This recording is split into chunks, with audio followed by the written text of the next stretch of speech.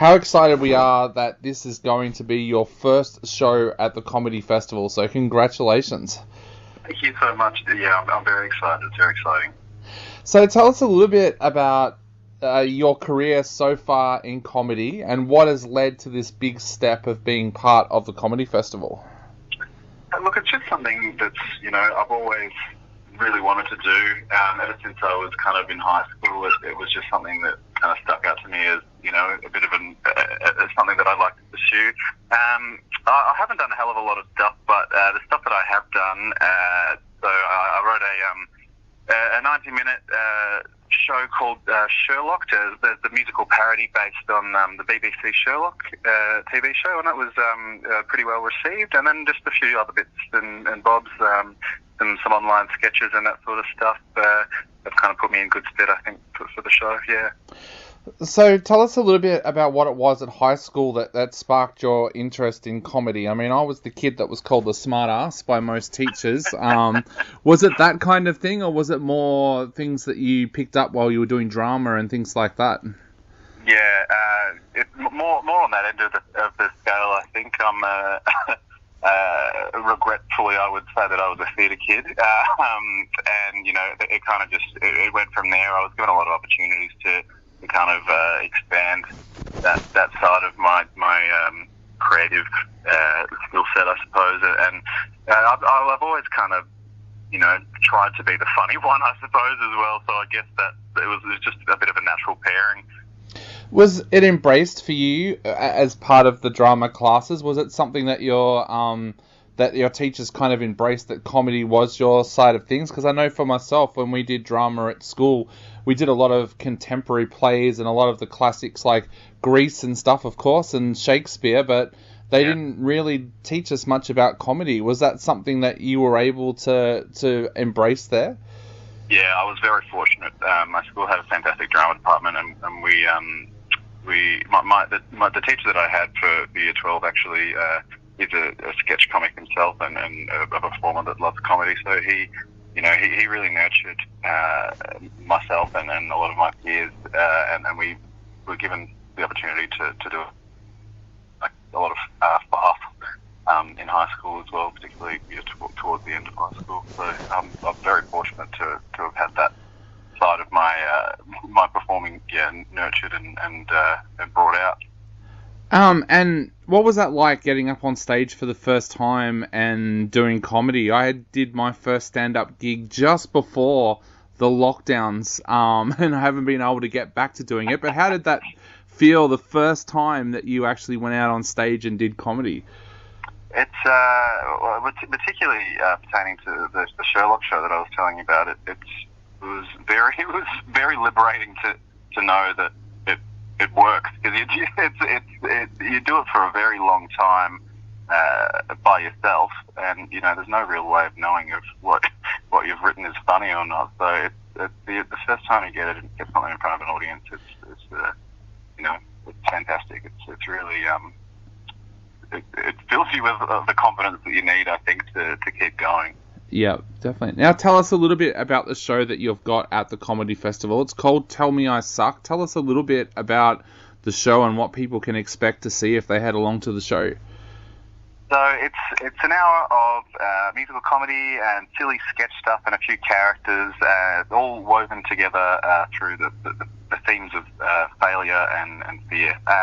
And ironically, actually, it's a lot about my high school experience and how I was, nurtured so much in high school and always told that I could do anything and that my stuff was great, and just how that now as an anxious adult has, it's all coalesced and come together in manifested itself in ways that, I wouldn't have expected it to, and that, aren't always the best, putting a pressure on myself to, keep creating and keep doing the next best thing, and just, how that has kind of influenced my art and my creative process, yeah. So I noticed that, in the past you did, of course, do the show based on Sherlock, and in this show there's references to Walt Disney and J.K. Rowling. Is pop culture something that you take as an inspiration for your comedy? Big time, yeah. A lot of the sketches and a lot of the songs, in fact, in the show are drawn from pop cultural items and, you know, a lot of comments and critiques and criticisms and interpretations of pop culture, for sure.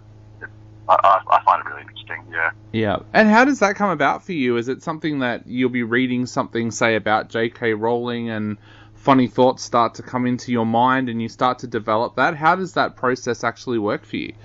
I mean, I think the way my brain works is that whenever I'm, you know, digesting media, I've always kind of got it in the back of my mind, you know, is there something absurd about this? Is there something different about this? Is there something that sticks out as particularly weird? I'm first and foremost, I was a filmmaker and I'm still doing a film degree, so I think that actually comes a lot into it as well and plays a pretty big part in you know, the development of my comedic ideas as well. Yeah. Could you see yourself doing a comedy film one day? Like, is that something that you are inspired to do down the track? Most definitely. I've got later in the year, in the second half of the year, I've got a film shoot for a 10-minute comedy short film. So that's in pre-production at the moment, and yeah, something on the horizon. Now, the name of your show at the comedy festival, Tell Me I Suck. How did that name come about, or is that just an invite for hecklers to go crazy during the show? Well, it's both, I would say. Look, obviously, I don't want hecklers to, you know, be yelling out every 5 minutes. Save it for after the show. But yeah, no, it actually came about, I think, just because, you know, that's the easiest way for me to communicate what the show's about. That's the real sentiment of it. Like, just need to be brought back down to earth a little bit, and you know, people tell me I suck. I think that's probably, you know, one of the easiest ways to communicate. Also, the opening number of the show, that's the title of it as well. So it all kind of, you know, comes together that way too. Awesome. Now, for all of our listeners out there, Isaac's show, Tell Me I Suck, is on from Monday the 28th of March to Saturday the 3rd of April at the Butterfly Club. All the shows start at 5:30 and run for 55 minutes. They're 18 plus, and tickets are $28 to $35, and you can grab those tickets from the Comedy Festival website. Isaac, what would you like to say to people out there who are thinking about heading along and checking out your show as part of the Comedy Festival? Come on down, come do it. I'd love to see you there. And while you're at it, there's a bunch of other amazing shows on at the festival, particularly the Butterfly Club as well. So show them your support and come along, support the arts in Melbourne and have a good time. That is one of the questions we actually ask on the show. What are some of the other shows that you're hoping to check out at the festival this year? Comedy trio, sketch comedy trio, Big. That's Melly Holton, Ella Laurie, and Maddie Savage. They're fantastic. They've got a show called Catching Jack on at Trades Hall. Check that one out. It's one of my personal favourites. They did it last year, and it's absolutely wonderful. And another one I would say is Josh Glance's Vroom Vroom. He's a big inspiration of mine. He's a legend. Go check him out as well. Definitely. And for all the listeners out there, again, if you want to check out Isaac's show, Tell Me I Suck, it's on from the 28th of March to the 3rd of April at the Butterfly Club.